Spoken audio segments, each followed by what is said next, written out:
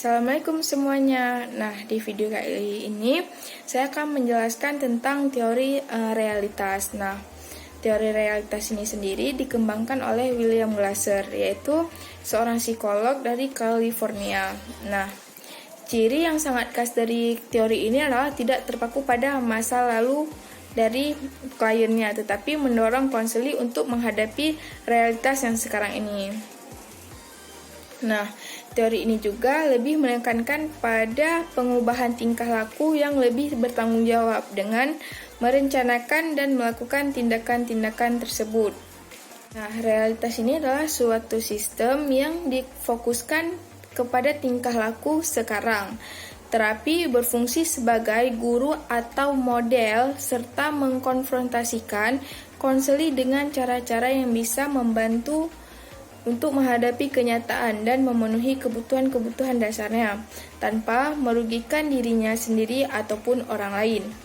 Jadi, inti terapis realitas ini adalah penerimaan tanggung jawab pribadi yang dipersamakan dengan kesehatan mentalnya, tetapi realitas yang menguraikan prinsip-prinsip dan prosedur yang direncanakan untuk membantu orang-orang dalam mencapai suatu identitas keberhasilannya. Dapat diterapkan pada psikoterapi, konseling, pengajaran, kerja kelompok, konseling perkawinan, dan lembaga pengembangan masyarakat. Dalam terapi ini membuat perubahan identitas biasanya diikuti dengan perubahan perilaku, di mana individu atau klien harus bersedia merubah apa yang dilakukannya dan mengenakan perilaku yang baru. Nah, dalam terapi ini dipusatkan pada upaya menolong individu agar dapat memahami dan menerima keterbatasan dan kemampuan dalam dirinya.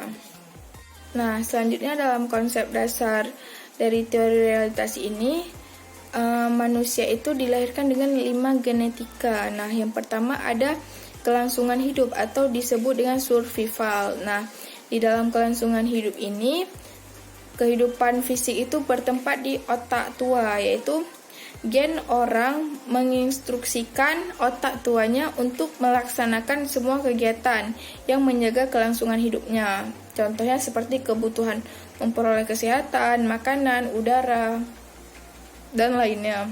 Yang kedua ada cinta dan rasa memiliki, yang disebut dengan love and belonging. Nah, salah satu kebutuhan manusia itu adalah untuk merasa memiliki atau melibatkan diri dengan orang lain. Nah, contohnya persahabatan, acara berkumpul dengan teman, dan organisasi mahasiswa termasuk ke dalam cinta dan rasa memiliki.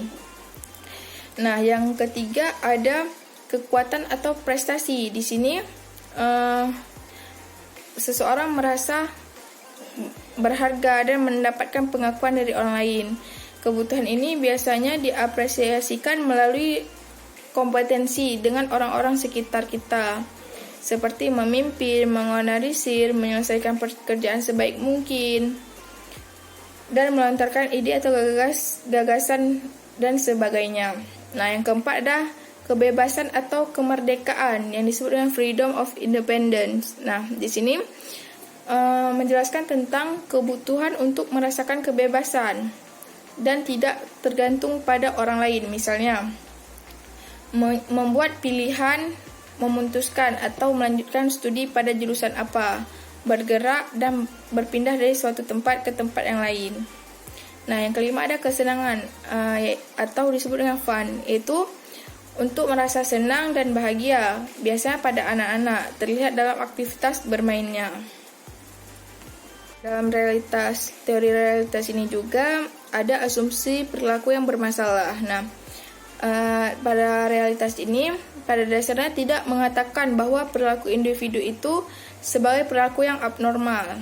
Karena dalam konsep perilaku menurut konseling realitas ini, lebih dihubungkan dengan berperilaku yang tepat atau berperilaku yang tidak tepat. Nah, menurut Glasser, bentuk dari perilaku yang tidak tepat disebut sebagai tersebut disebabkan karena ketidakmampuannya dalam memuaskan kebutuhan. Akibatnya kehilangan sentuhan dengan realitas objektif. dia dapat melihat sesuatu sesuai dengan realitanya. Jadi, tidak dapat melihat sesuatu ketika dengan realitanya atas kesadaran dari kebenaran dan tanggung jawabnya. Identitas kegagalan ditandai dengan ketersaingan, penolakan diri, irasionalitas, perilaku kaku, tidak objektif, lemah, dan tidak bertanggung jawab, dan kurang percaya diri atas kenyataan. Nah, menurut Glasser juga, basis dari terapi realitas ini membantu para konseli dalam memenuhi kebutuhan-kebutuhan dasar psikologinya, yang mencakup kebutuhan untuk mencintai dan dicintai, serta kebutuhan untuk merasakan bahwa ia berguna bagi diri kita sendiri maupun bagi orang lain. Nah, selanjutnya ada tujuan konseling realitas. Nah, di sini tujuan konseling realitas ini untuk membantu hubungan atau menghubungkan ulang konseli dengan orang lain yang mereka pilih atau mendasari kualitas dirinya. Nah, teori realitas ini adalah yang pertama, tujuannya untuk menolong individu agar mampu mengurus dirinya sendiri supaya dapat menentukan dan melaksanakan perilaku dalam bentuk nyata. Nah, yang kedua, mendorong konseli agar berani bertanggung jawab atas segala risiko yang ada sesuai dengan kemampuan dirinya dan keinginan perkembangan pertumbuhannya. Nah, yang ketiga ada mengembangkan rencana-rencana nyata di mana realistis dalam mencapai tujuan yang ditetapkan. Nah, yang keempat ada perilaku yang sukses dapat dihubungkan dengan pencapaian pribadi yang sukses. Di sini dicapai dengan menanamkan nilai-nilai adanya keinginan individu untuk mengubah dirinya sendiri. Nah, yang terakhir ada terapi ditekankan pada disiplinnya dan tanggung jawabnya atas kesadarannya diri sendiri. Nah, selanjutnya ada peran konselor dalam konseling realitas ini. Yang pertama ada konselor terlibat dengan konseli dan membawa konseli menghadapi realitanya. Jadi di sini tugas utama konselor adalah melibatkan konselinya dan kemudian menghadapi konseli dengan mengusahakan agar konseli mengambil keputusannya. Nah, yang kedua, konselor sebagai pembimbing. Konselor di sini bertugas melayani sebagai pembimbing untuk membantu konseli menaksirkan tingkah laku mereka secara realistis. Nah, yang ketiga ada memberikan hadiah. Di sini, konselor memberikan hadiah bila konseli berbuat dalam cara bertanggung jawab dan tidak menerima sikap penghindaran atas kenyataannya dan tidak mengarahkan konseli menyalahkan setiap hal atau setiap orang. Nah, yang keempat adalah mengajarkan konseli beberapa kualitas pribadi yang harus dimiliki konselor, seperti kemampuan untuk mengajar konseli, untuk mencapai kebutuhan mereka secara terbuka, tidak untuk menerima ampunan. Nah, menunjukkan dukungan yang terus-menerus dan membantu konseli untuk memahami dan menempati konseli dan untuk terlibat dengan tulus hati. Nah, yang kelima menjadi motivator, yaitu mendorong konseli untuk menerima dan memperoleh kenyataan baik dalam perbuatan maupun harapan yang ingin dicapainya. Dan juga merangsang konseli untuk mampu mengambil keputusannya sendiri, sehingga konseli tidak menjadi individu yang hidup selalu dalam ketergantungan dan menyulitkan dirinya sendiri. Nah, yang keenam ada penyalur tanggung jawab, yaitu di sini keputusan terakhir berada di tangan konseli. Konseli sadar bertanggung jawab dan objektif serta realistis dalam menilai perilakunya sendiri. Nah, ada juga moralitas konselor memegang peranan untuk menentukan kedudukan nilai dan dari tingkah laku yang dinyatakan konseli. Di sini konselor akan memberikan pujian apabila konseli bertanggung jawab atas perilakunya. Nah, yang kedelapan ada mengikat janji. Artinya di sini peranan konselor punya batas-batas wewenang, baik berupa limit waktu, ruang lingkup, dan kehidupan konseli. selanjutnya ada teknik dari teori realitas ini. Nah, yang pertama ada memperkuat tingkah laku shaping, yaitu metode mengajarkan tingkah laku dengan terus-menerus melakukan aproksimasi dan membuat rantai hubungan, yaitu syarat mutlak untuk memantapkan kontrak behavioral antara batasan yang cermat mengenai masalah konseli. Nah, yang kedua ada modeling digunakan untuk tujuan mempelajari tingkah laku baru, memperlemah atau memperkuat tingkah laku yang siap untuk dipelajari, dan memperlancar respon. Nah, yang pertama ada proses mediasi, yaitu melibatkan atensi, retensi, reproduksi, motorik, dan insentif. Nah, yang kedua ada live model dan symbolic model, yaitu model hidup dan tingkah laku model ditunjukkan melalui film, video, media rekaman lainnya. Nah, yang ketiga ada behavior rehearsal, yaitu dilakukan dalam suasana yang mirip dengan lingkungan nyata konseli. Nah, yang keempat ada cognitive restructuring, yaitu restructuring, yaitu proses menemukan dan menilai kognisi seseorang, memahami dampak negatif pemikiran tertentu terhadap tingkah lakunya.